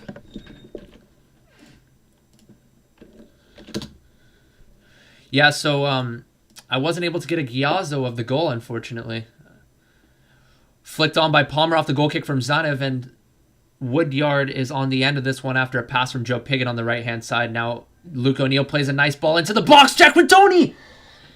Actually, it was Joe Piggott. Him and Rodoni were both jumping for that one, but unfortunately the header was straight to the goalkeeper. It was Joe Piggott on the end of that header. They both jumped for it, but unfortunately the header was straight at the goalkeeper. The Dons look a lot more confident here. And yeah, like you mentioned, a draw should be enough, assuming that, Northampton are not going to win their last 3 games. You never know in football, though. But yeah, I didn't get the clip of the goal. Basically, what happened was Luke O'Neill tried to get across. It was deflected. I mean, not deflected. It was cleared away, not fully away. And Ayuba Sal was able to pick the pocket of Grant from behind, was able to take a nice hard touch to the right, took a cross, played a cross into Rodoni. Rodoni got on the end of it to that near post. So nice to see Ayuba Sal always constantly trying to win the ball back and trying to make those outside runs if they are on the ball. Sorry, I'm stuttering quite a bit right now. But very active off the ball, both offensively and defensively. I'm a little bit behind though, so just letting you guys know. Throw in coming in for the Dons. Luke O'Neill's going to play the ball into the box. It's a good ball. The keeper tries to collect. Ollie Palmer! He puts it in. Ollie Palmer puts it in. The keeper fumbled it. And it's going to be 2-2 for AFC Wimbledon. Let's fucking go. Come on. Let's fucking go. Never count the Dons out. Never count them out. Oh, boy. They needed a spark. They needed a moment of inspiration. They finally found it. Yeah, it was a throw-in. Luke O'Neill. Jack Rodoni played it back in. Oh, boy. I'm getting the clip right now. Yeah, I mean, the goalkeeper kind of fun. Him and McConnell were coming at the ball at the same time. And I think McConnell was trying to clear it. The goalkeeper thought McConnell was going to clear it. And then it bounced off of his body, went straight to the feet of Ollie Palmer. And it is a goal for the Dons, baby. 2-2. Just like that. You know, this is shades of Oxford versus AFC Wimbledon. You know, Oxford were controlling the game, controlling the pace. It seemed to me like AFC Wimbledon were down and out. But once again, the comeback kings, boys. AFC Wimbledon has done it once again. They have come from a deficit and have equalized. Let's see if they can make it. Let's see if they can make it a third sometime within this, the closing stages of this half. So, let's go. Come on, you Dons. COYD. Let's go. I gotta say, that was a bit of a howler there. Bit of a howler from the goalkeeper, Lynch. But I am not complaining at all whatsoever. Yeah, Jay Lynch. His name is actually Jay Lynch. But looks to me like he's still feeling the effects of that collision between him and McConnell there. And he's still going to stay on the field. He's still able to play. But that's not what you want to see if you're Lynch. To the detriment of Rochdale and to the delight of Wimbledon and Wimbledon fans everywhere, they have equalized. Let's go. Anyway, ball played high and forward over to Baisley on that right-hand side, but it was too far, too heavy, and it's going to be a throw-in for the Dons.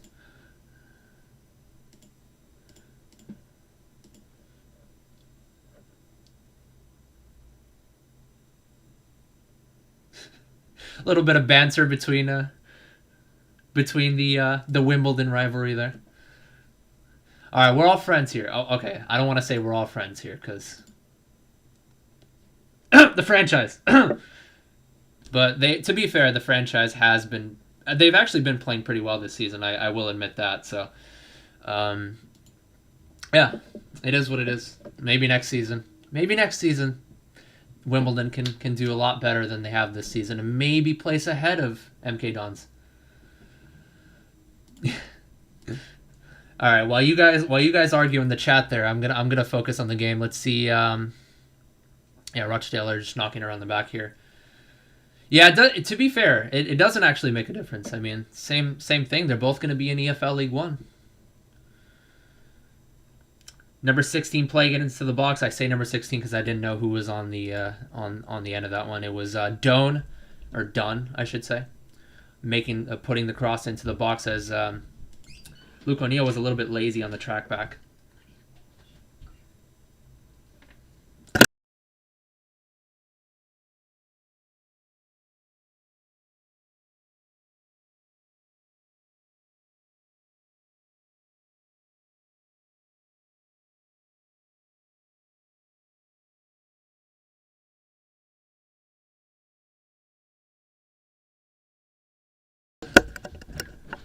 All right. That being said, AFC Wimbledon now have a free kick from about 45 yards out with George Dobson on the end of this one. It's going to be playing a short one over to Nesta Guinness Walker. Nesta Guinness Walker played a ball in. Hennigan was trying to do a diving header, but unfortunately the ball was too low. That's a handball, is it not? George Dobson coming back defensively, though. I want to show you the play. George Dobson was tracking back defensively. It looked to me like Dunn handballed it. Yeah, Ben Hennigan with the diving header. Nice to see. Nice to see the effort there. And nice to see George Dobson tracking back defensively, hounding Dunn there and able to win the ball back and draw the foul. So nicely done there from George Dobson. He is an absolute animal sometimes when he does track back defensively. He's able to track his mark and is able to use his physicality and prevent anybody on the other end from getting past him. So nicely done there. I mean, I thought I saw a handball there from Dunn nonetheless, but yeah.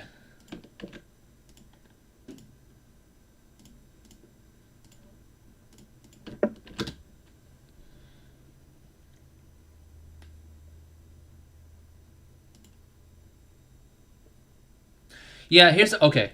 Header one there to Dunn on the left-hand side, defended by Ben Hennigan. And now an outside run being made here by Keohane, the leading goal scorer of the side currently, as the leading goal scorer of the entire team is not playing at the moment. Knocking around here with McConnell on the middle. Over to Ryan McLaughlin, defended by Ollie Palmer of all people. He gets past Palmer, header in there by, I think that was Baisley trying to get on the end of that header. But yeah, interesting that I found that it was Ollie Palmer defending there. He's not the most pacey individual. And Baisley got ahead of his man there, Will Nightingale.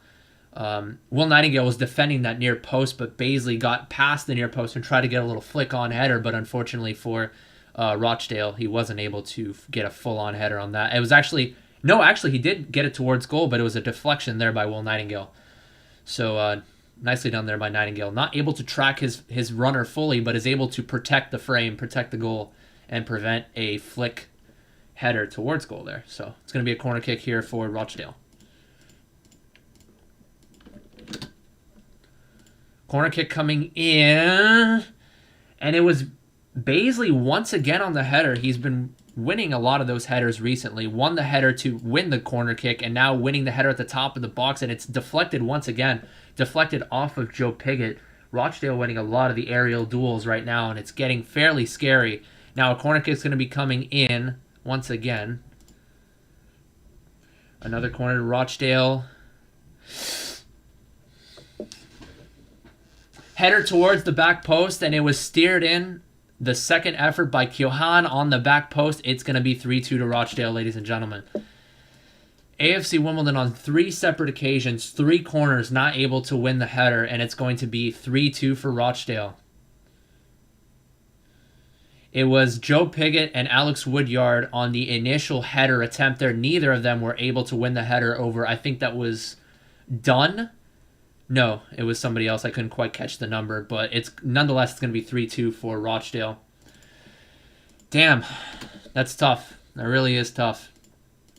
And it's Luke O'Neill that's going to be coming off here for Che Alexander, and I think that's a good idea, honestly. I did have Che Alexander as a potential substitute here for Luke O'Neill, as he has been beaten defensively on a couple of occasions.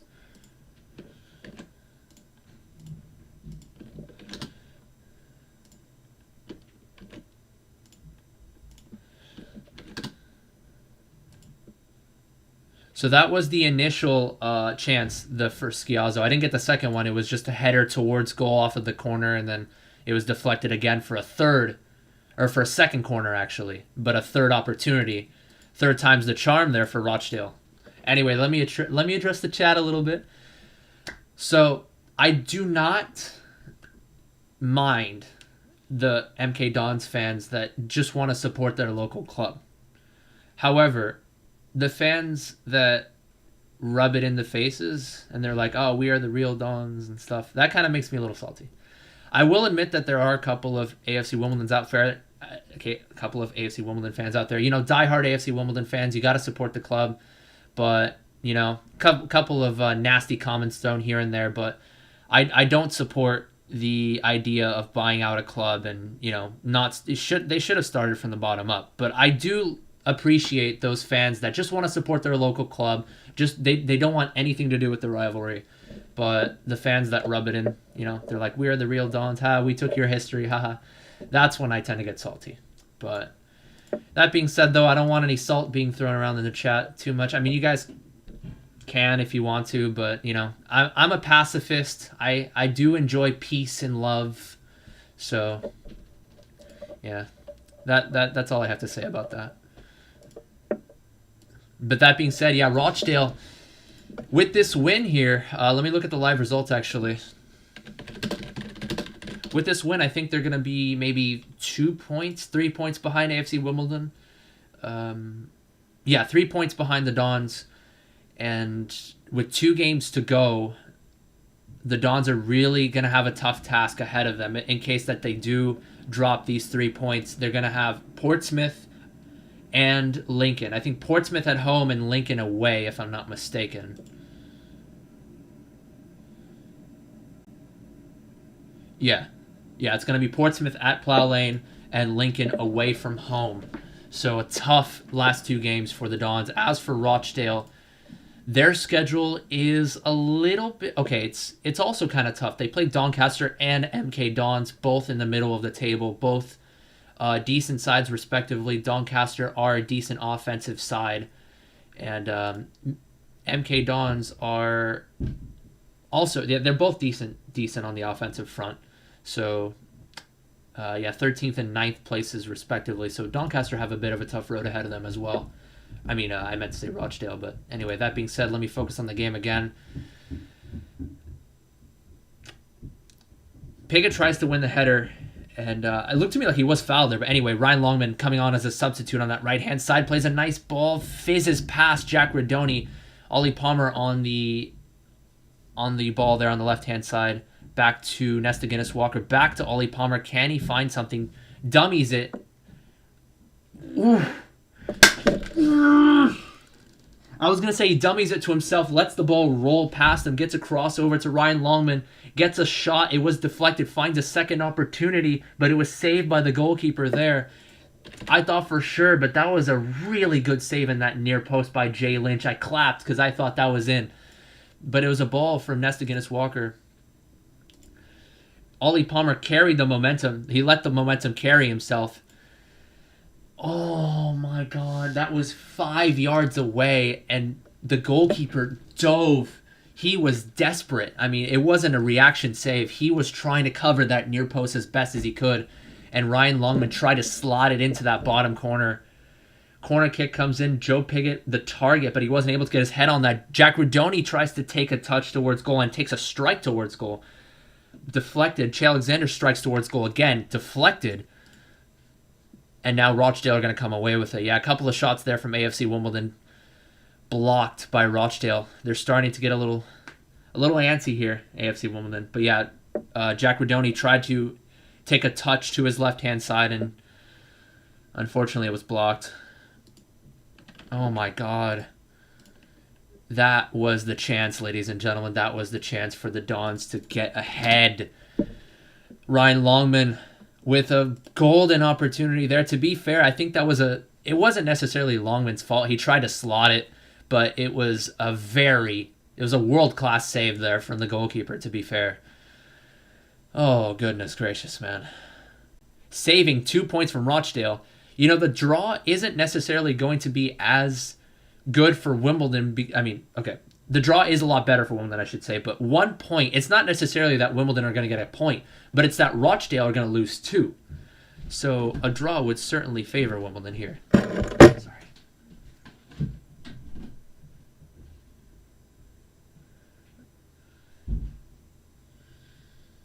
This is the equivalent of biting my nails. Like, you know, some people like to bite their nails when they're nervous. I like to cover my face, just, you know, rub my face, rub my chin a little bit, just touch my face. That's just a way for me to de-stress a little bit. It's a way for me to calm my nerves. But it's going to be Humphreys coming in here for Rochdale, coming in for Dunn. And to be fair, I say that a lot, but Dunn has been very dangerous for Rochdale. I think he's starting to get a little bit tired. I think it could be a change for some fresh legs rather than a tactical change here coming in for Rochdale, but Dunn has been very dangerous for Rochdale. He's been, you know, off the ball, making the runs, playing the balls into the box, and every now and again trying to create some space for a shot. You know, he's been a very important piece for this side.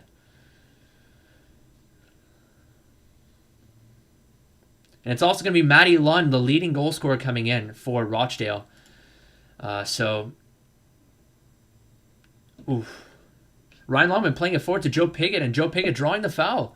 So right off the substitution there, Wimbledon were trying to capitalize on Rochdale, maybe getting a little bit too complacent. Their substitutes were coming in. They were like, okay. But George Dobson winning the ball in the midfield and able to play it forward to Joe Piggott. Joe Piggott wins the free kick here at around the 20-yard area, and this is going to be a very dangerous position here. Joe Piggott, Jack Radoni, both very good free kick takers. And usually Joe Piggott is the one to take the free kicks from around this position, from the center line around that area. 20 yards out, slightly to the right-hand side. Joe Piggott likes to curl it He likes to curl it to that left side, so let's see if he tries to curl it. The goalkeeper looks to me like he's really favoring that side, so it looks to me like Joe Pickett has a free glance at goal, unless the goalkeeper's trying to bait and maybe he's trying to cheat right before Joe Pickett takes the free kick. Maybe he's trying to cheat towards that side. We'll see what happens. The goalkeeper's like almost on the post, really. So let's see if either one of them can capitalize on this. I'm really liking this right now. Not a good idea, I don't think, for the goalkeeper. High and over the wall there. Yeah, that goalkeeper was really close to that post. I'm like, if he had gotten it on frame, it would have been a sure goal. But Joe Pickett gets it over the wall, unfortunately over the frame. Yeah, wasted opportunity there. That was the chance, really. Well, not the chance. I mean, the Ryan Longman effort was the chance, but... All right, keep the faith, boys. Keep the faith. I'm starting to lose a little bit of faith, but... All right, dispossessed by Jack Rodoni. Now, a little bit of a 1-2 played by Ryan Longman. He has a lot of space down that right-hand side. Can he find Ollie Palmer? Surely a penalty. It's a penalty! Let's go! Come on! I will show that, dispossessed. Ryan Longman played a very nice play there. Very nice play by Ryan Longman to go down to the center. Yeah, Ollie Palmer got brought down. It's a penalty here for the Dons. Jack Rodoni was able to dispossess Humphreys. He played it over to Dobson. Dobson played it to Joe Pickett. Pickett one-tie ball over to Ryan Longman. Had a lot of space to get ahead of him. And played it over to Ollie Palmer. Ollie Palmer gets dropped inside the box. And it's going to be a penalty kick for the Dons, boys. Come on. Come on, boys. Rochdale fans biting their nails. They're holding their breath here. Also AFC Wimbledon fans, too. I mean, this is a relegation battle for the ages. My stream is buffering a little bit. Joe Pickett. Okay, I'm rewinding a little bit because it buffered. Joe Pickett. Referee blows the whistle. Joe Pickett to take. The keeper saved it! No! That was a poor penalty. Down to the right side. It was to the goalkeeper's left. It was, quite honestly, a very poor penalty from Joe Pickett. Oh no. Joe Pickett is now 3 for 5. Actually, I think 4 for 6 now. He's 4 for 6 from the penalty spot this season. That's tough, man. That's tough. Jay Alexander, though, pumping it back to the box, intended for Joe Pickett, but instead it was Nightingale winning the knockdown, but it was a free kick called by the referee. Oh, no. Oh, man. Yeah, on that Giazzo, I didn't get the end of that clip, but, Ollie Palmer was brought down. Yeah, it was a pen. It was a pen from the second glance. Even though it was close to the goal line, and it maybe Ollie Palmer wouldn't have gone on the end of that, he still got brought down, and there was still the opportunity for Ollie Palmer to wrap his foot around. So it was a penalty. To me, in my opinion, it was. And then Joe Pickett not able to capitalize, not able to convert. Yeah. You can hear the disappointment in the commentator. He said free kick to Rochdale, and he sighs as he says that. Joe Pickett down the left-hand side tries to make a run. Is foul committed there by Grant, I think it was.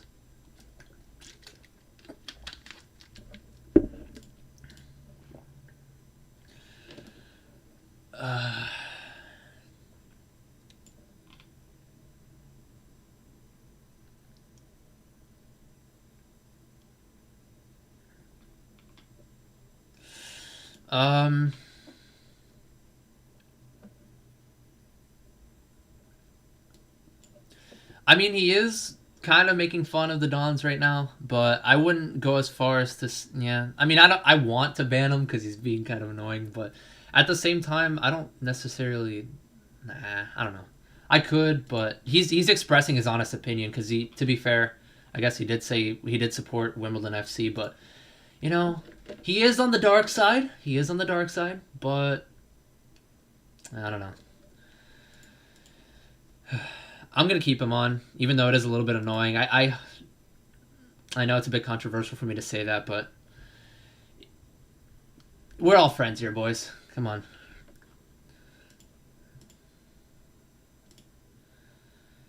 I'll give him a warning. I'll give him a mute, I guess, if there is a way to mute him. Put user on timeout. That's what I'll do, okay? I'll put him on timeout. There we go. All right. And then after the stream, I'll just unban him. If he continues to be a nuisance in future streams, I'll just be like, all right, fuck it, I'll just ban him. But yeah, Joe Pigott from the penalty spot, really not the most clinical of finishers. He did score his first 4, but I think a few of his penalties were because the keeper dove the wrong way. Yeah, not the best from the penalty spot, unfortunately. Yeah, Rochdale are in control right now. It looks to me like Wimbledon are playing it very direct now. And it looks to me like they're starting to become a little desperate. Rochdale are knocking it around here. Oh, it's a through ball intended there, but... Yeah, through ball intended for Beasley, but Will Nightingale was able to track back nicely. The through ball wasn't played with the most conviction either. So it kind of went behind the player with who made the intended run there. McLaughlin on that right side tries to play number 9, but Guinness Walker is able to track back defensively. He's holding the ball up around the corner flag, able to get a clearance there. Up to Palmer. Ollie Palmer was double teamed there upon trying to receive the hold up there, though, so he got his pocket picked. And now the leading goal scorer here for Rochdale, Matty Lund, tries to put a cross in. It was blocked, and now it's going to be a corner kick for Rochdale. Well, AFC Rochdale, really, or Rochdale AFC. Time's ticking, boys. Time's ticking. Clock is ticking. I gotta say that AFC Wimbledon and Rochdale have had quite the entertaining fixtures throughout the years. When I think of AFC Wimbledon and Rochdale, I think of the 4-3 victory that Rochdale were able to come away with at Rochdale with Joe Pigott from the penalty spot. He actually converted that one. He actually scored a penalty for once. But that was the great escape season that AFC Wimbledon were able to come away from dead bottom. But that was a good game. And now we see 3-2 Rochdale in this particular fixture. I gotta say, I've been impressed with Rochdale. I think they've been fairly solid on the ball. The quality of their play has been very much up there. They look like a mid-table side right now, and so yeah, they've been playing it around very nicely, knocking it around, playing a couple through balls to the likes of Dunn and Keohan, and Humphrey's trying to hold the ball up there, but Ryan Longman's able to come away with it. Even with the double team, he does a Ronaldo chop in between two of them. Woodyard able to play it up forward to Joe Pigott, who tries to hold the ball up, but nicely defended by Osho. The ball was bouncing, and Osho got a header to that one, but long throw intended for Jack Redoni, and Osho again able to muster the ball, able to shrug it off for a goal kick here. Able to muster up some physicality and prevents Jack Redoni from getting onto that. And so it's going to be the 90th minute, 6 additional minutes of added time here. Quite the generous amount of stoppage time, I got to say, for AFC Wimbledon, but we take those as we go along. Unfortunately, I'm not able to show the match. If I were to send the link to the match, you guys wouldn't actually be able to see it because you have to be subscribed. You have to have a paid subscription. If you live in the UK, you have to pay, I think, like maybe around £20 a month, maybe a little bit less, for the respective team that you want to subscribe to. You have to subscribe for each individual team on iFollow. Yes, it is, unfortunately. But what I do is I send a couple GIFs in the chat anytime I see something crazy or anytime I see something worth noting. I will clip it and send it in the chat. But that being said here, Rochdale clear their lines. Jack Redoney coming off, Shane McLaughlin coming on. We'll see how much of a difference that will make. Jack Redoney has been off and on this game. Gave the ball away a couple times in the midfield, but every now and again would track back defensively and would try to make those off-the-ball runs. Played a couple of good balls into the box, notably around the 10th minute, where he played a ball in towards Ollie Palmer, and Ollie Palmer couldn't get his foot to the end of that one. But anyway, 6 minutos adicionados, 4 minutos y media con este punto. From this point, 4.5 minutes left. 4 minutos más en el juego. My Spanish is really rusty, by the way. I haven't spoken Spanish in a long time. But will we score the equalizer? I'm going to place my bet and say no. I'm going to be realistic here. I'm going to say no. But I hope they prove me wrong. I really do. We love a last-minute goal versus Rochdale. I mean, Joe Pigott did score a last-minute goal against Rochdale back in the 2019-2020 season. Actually, no, that was 2018-2019. Yeah, 2018-2019, the Great Escape season. Yeah.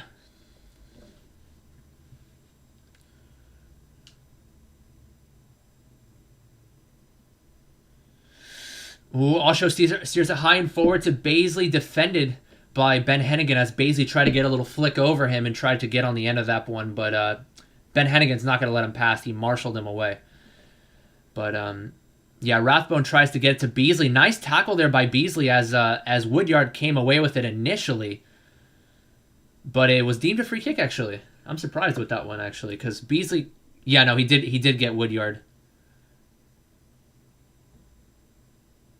Yeah, he did come away with the ball there, but I think he at the expense of coming from behind and clipping Woodyard from behind.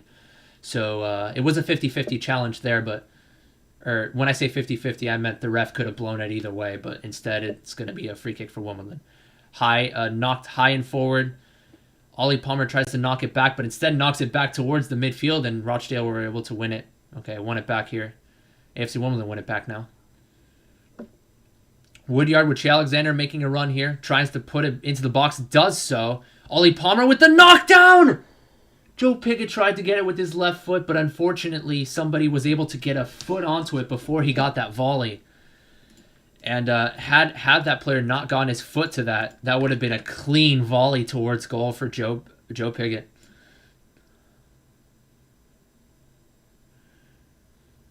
It was actually, yeah, Will Nightingale winning that knockdown. I thought it was Palmer. But looks to me like nothing comes of the next opportunity as the goalkeeper was able to collect. A minute and a half to go for the Dons to create something out of nothing here.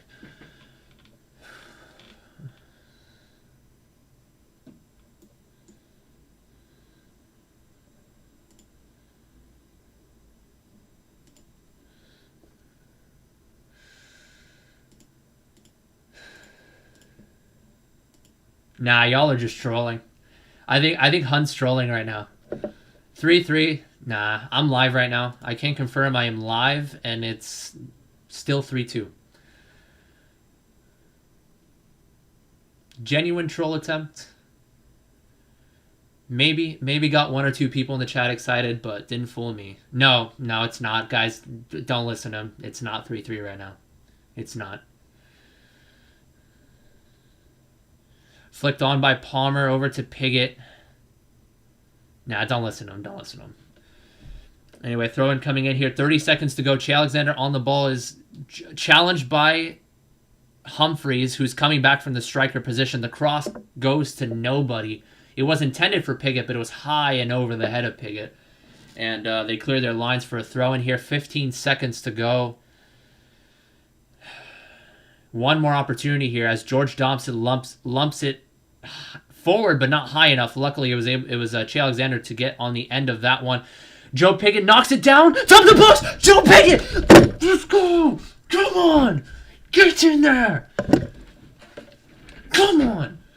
Joe Piggott received it at the top of the box, takes a touch, slots it into the far post. To me, it looked like a poor cross from Che Alexander, but Joe Piggott was able to get on the end of it. Come on. Up the Dons. Let's go. I kind of had to muffle my voice a little bit because I didn't want to be too loud. Oh my god. The cross wasn't the best one. It was kind of head height. It wasn't high and looping necessarily, but Joe Piggott, nobody was able to pick him up. He was able to receive it, slots it into the far post. Let's go. Come on. Come on. Rock Hunt is silent, boys.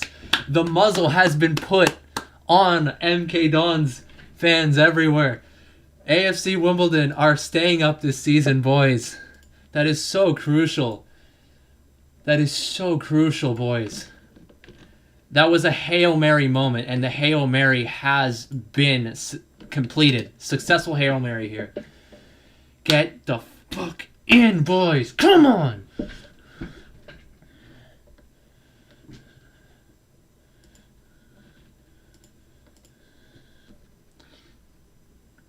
A minute and a half over. I thought for sure the referee was going to blow the whistle, but Rochdale have won a free kick here, and the last opportunity will go to Rochdale. Where's the... Have you forgotten the whistle, ref? Where's the whistle? Is it up your ass? Come on. 2 minutes past the stoppage time now. Oh, free kick for the left, on the left-hand side here from Rochdale.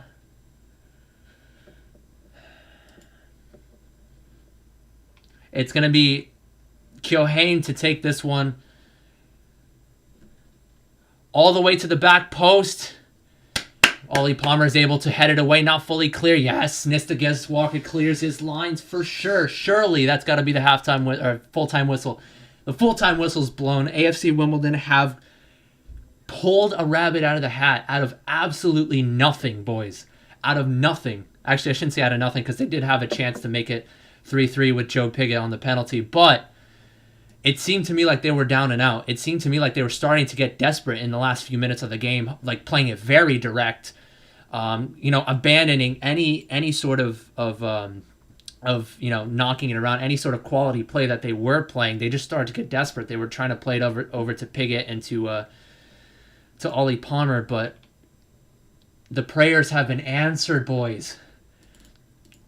Oh my goodness. So overall assessment of the game, I feel like Rochdale did enough to win, personally. I'm going to be realistic here. I'm not going to go as far as to say that AFC Wimbledon, they're the best team in the world. Yes, they deserve to win. No, I feel like Rochdale did enough to win. But, AFC Wimbledon, they were kind of shaken up a little bit at first. But they showed some character towards the end. Even after going down 3-2, they showed some character. Even though they weren't playing fairly direct, they were putting numbers up, and they were constantly looking to try to get that knockdown, the likes of Ollie Palmer trying to knock it down or Joe Piggott trying to knock it down. And, in the end, 3-3, I will perfectly take that. I will take that because I don't see any day in which AFC Wimbledon deserved to win in this one. I think Rochdale deserved to win. Maybe not deserved to win. I think maybe a draw is the fair result. But if you were to have a gun pointed to my head, I think Rochdale did deserve to win that one. But AFC Wimbledon coming out of nothing. 90+7. Joe Piggott redeeming himself after the penalty miss. And that has got to boost the morale for AFC Wimbledon. That's 2 points dropped for Rochdale. 2 points dropped. And now AFC Wimbledon are 6 points clear of Rochdale. So now if Northampton can lose their next game, then they're going to be 6 points clear of both Northampton and Rochdale with 2 games to go. This is so key, boys. That goal was so key. Final score, 3-3. Oh, boy. Man of the match. If I were to say, I'm going to say George Dobson. George Dobson, the man of the match. Up and down the field constantly tracking back defensively to help out. There were a couple of instances in which he prevented the likes of Dunn and from Keohane to get past him. Notably that one instance in which Keohane was kind of 1v1 with him around the center, the midfield, and he was able to shrug him off and win the foul there. That was a very good play there from George Dobson. And then George Dobson was actually a very key piece for the second goal. Or not the second goal, but one of the opportunities that led to the second goal. Right before that, he was able to play a ball to Piggott. Piggott played it one time over to Ryan Longman. Longman played the ball into the box, and of course the penalty won there by Ollie Palmer, but couldn't convert there for Joe Piggott. But George Dobson was all over the place. He was defensively tracking back, and then once he was on the ball, he was very, very solid on the ball. He barely gave it away. He was always playing the next person. He was always switching the field, and his passes were very accurate, very solid. So George Dobson is my man of the match today. Ayoub Assal also played really well before he came off. Again, very solid off-the-ball runs, and he was actually the main driving factor for that first goal, for the goal from Jack Redoni. He actually picked the pocket of one of the players. I think it was a Grant that he picked the pocket from behind on the final third for Rochdale. Then he was able to play it forward. It was a final third for... I'm confusing two separate plays. It was on AFC Wimbledon's final third. He was able to pick the pocket of Grant, and then he played across in to Jack Redoni, and Jack Redoni was able to head it in. So I was confusing two separate plays there. So Ayoub Assal, George Dobson, Will Nightingale, and Ben Hennigan started off kind of shaky, but the second half they were able to defend pretty well. It was just the goals coming from Rochdale were poor marking from the likes of Nesta Guinness Walker and Ben Hennigan, who wasn't able to win the header from the goal from Gabriel Osho. From Beasley, and then Gabriel Osho. That was a long. No, it was the play from Gabriel Osho when he came all the way up from the center back position. Nobody picked him up.